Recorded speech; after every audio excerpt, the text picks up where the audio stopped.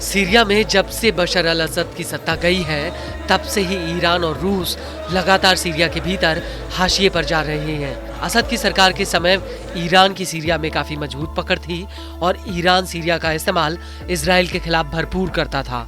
लेकिन अबू मोहम्मद अल जोलानी के सीरिया की सत्ता में आने के बाद से ही ईरान अपने आप को हाशिए पर महसूस कर रहा है और वो बार बार इस बात को कह रहा है कि वो सीरिया के लोगों के साथ खड़ा हुआ है।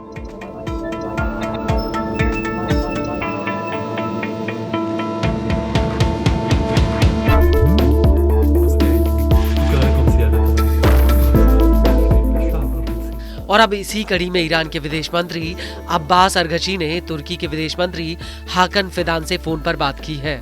अरगची ने फिदान के सामने सीरिया में अल्पसंख्यकों की सुरक्षा का मुद्दा उठाया है।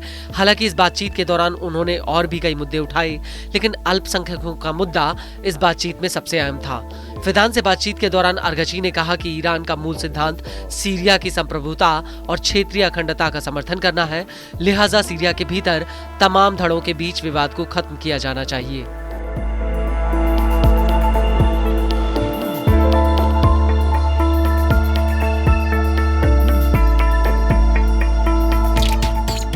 अरगची ने तुर्की के सामने कहा कि सीरिया के भीतर एक समावेशी सरकार होनी चाहिए, जिसमें सभी राजनीतिक, नस्लीय और धार्मिक समूहों को शामिल किया जाए।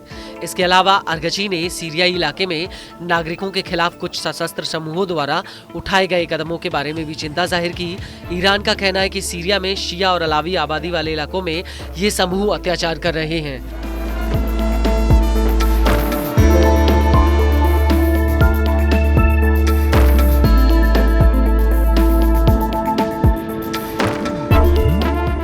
लेकिन इस सबके बीच आपको ये भी बता दें कि सीरिया के पूर्व राष्ट्रपति बशर अल असद अलावी मुस्लिम हैं। वहीं सीरिया एक सुन्नी बहुल देश है, लेकिन सीरिया की मौजूदा सरकार में तुर्की का बहुत बड़ा दखल है। वो इसलिए क्योंकि तुर्की ने हयात तहरीर अल शाम को अपना खुला समर्थन दिया था, जिसके दम पर एचटीएस ने एक ही हफ्ते के दौरान दमिश्क से असद को खदेड़ दिया था।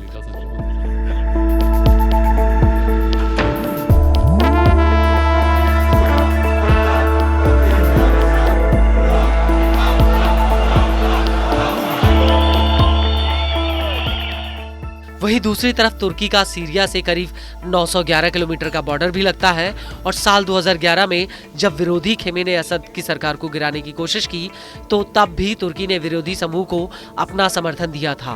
हालांकि तुर्की ने सीरिया में विरोध की आग भड़काने के आरोपों को कभी भी नहीं माना, लेकिन ये बात भी किसी से छिपी नहीं है कि एचटीएस के भीतर बिना तुर्की की मर्जी से एक पत्ता भी नहीं हिल सकता।